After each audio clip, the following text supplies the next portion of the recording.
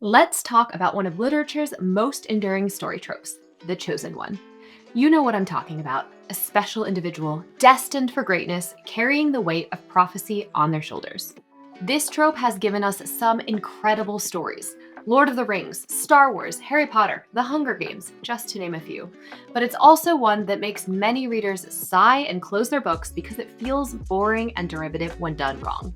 So how do you write the chosen one trope without feeling like you're just copying what's come before? Welcome to Story Lab.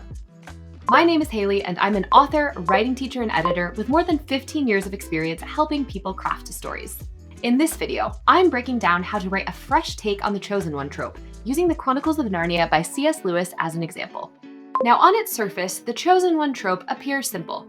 It's one special person chosen by fate or prophecy who must save the day. But many writers stumble by making their chosen one too perfect. They create untouchable heroes who never truly struggle, leading to predictable stories where tension dissolves the moment that protagonist appears on the page. But it doesn't have to be this way.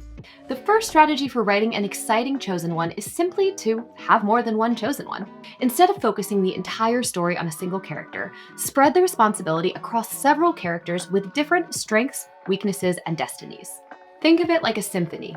In many chosen one stories, we only hear one soloist. But when you introduce multiple heroes, each with their own unique role, you get a richer, more layered story. This is exactly what C.S. Lewis did with the Pevensey siblings. In Narnia, the prophecy calls for 4 rulers, 2 sons of Adam and 2 daughters of Eve, each contributing something essential to Narnia's salvation. Peter brings leadership and courage, Susan brings practical wisdom and caution, Edmund brings a deep understanding of redemption and second chances, while Lucy brings faith and an unwavering belief in magic.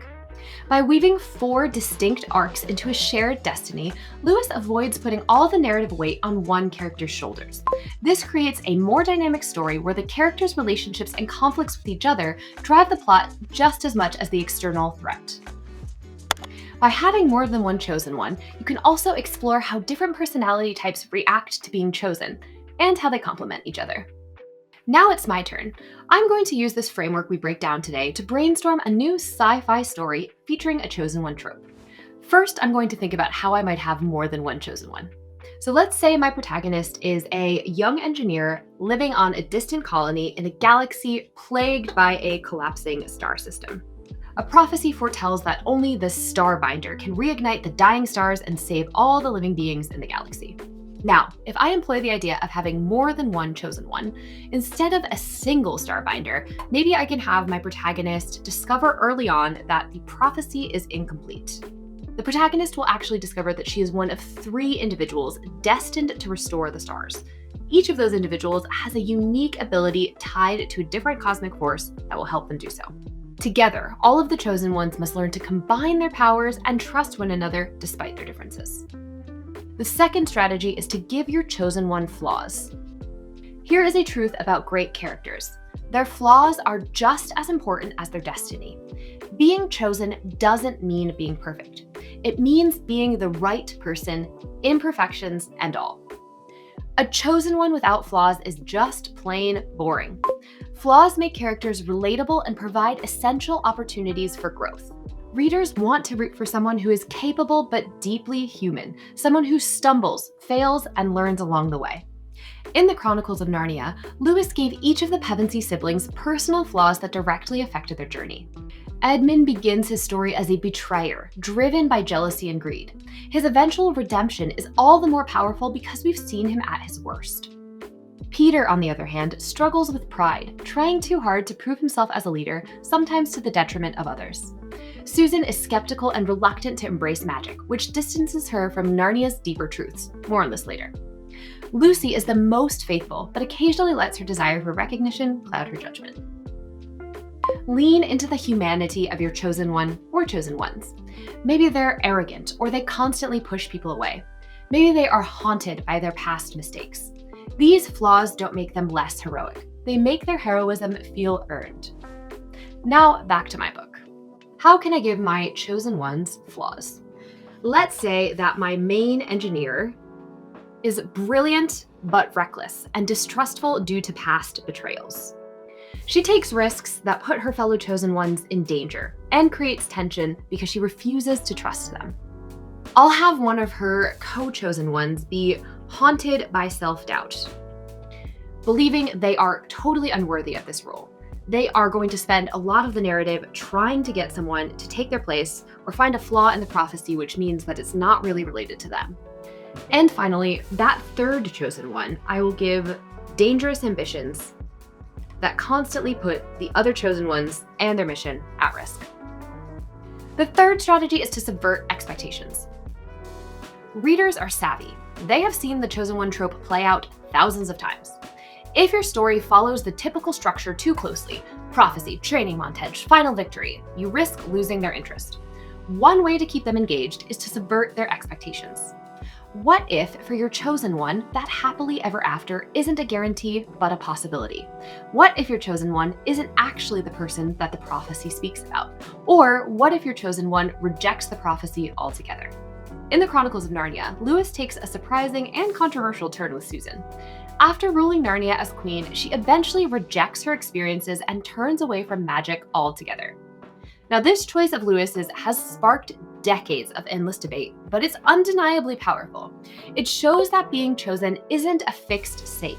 It's a series of decisions, and one wrong turn could change everything for a character.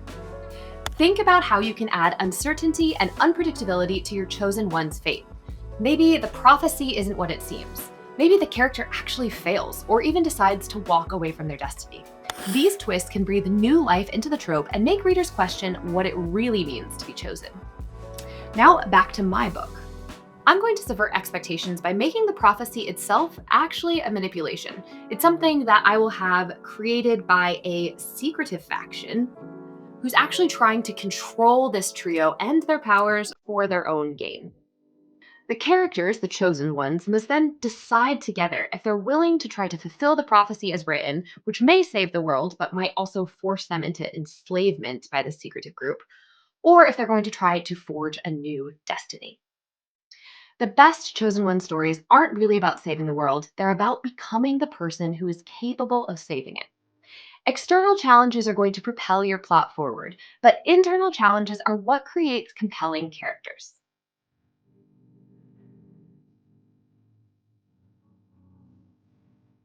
In addition to giving your chosen one flaws, your chosen one character or characters need to have an arc of internal growth that they must accomplish in order to fulfill their destiny.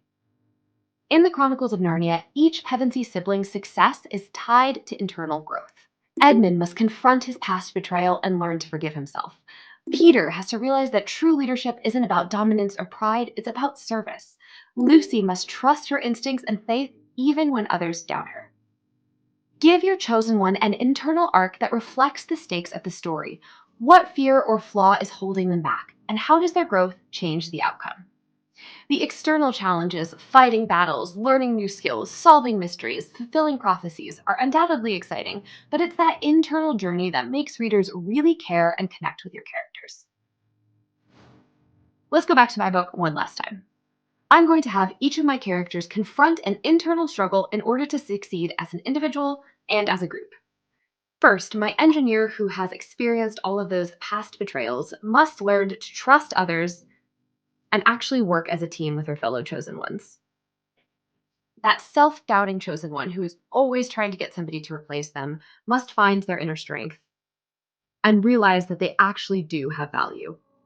And then finally, that ambitious chosen one, who is potentially betraying the others for their own gain, must learn humility and sacrifice, and ultimately give up something that's really important to them as well. And finally, I'm going to have the growth of all of these characters mirror the cosmic balance they are trying to restore. Once they've achieved the balance within themselves, only then will they be able to achieve the cosmic balance to save the universe. The Chosen One trope is timeless for a reason. It taps into our deepest desires for purpose and meaning. But to keep it engaging and fresh, you need to move beyond cliches and focus on complexity, growth, and surprising choices for your characters, just like C.S. Lewis did. I hope you found today's video helpful. Let me know in the chat, which of the many Chosen One characters out there is your favorite, and how do they subvert common Chosen One tropes? If you enjoyed this video, please give it a like and be sure to subscribe so you never miss a bestseller breakdown. Plus, check out my video on the psychology behind best-selling stories to learn more about what makes readers love your book.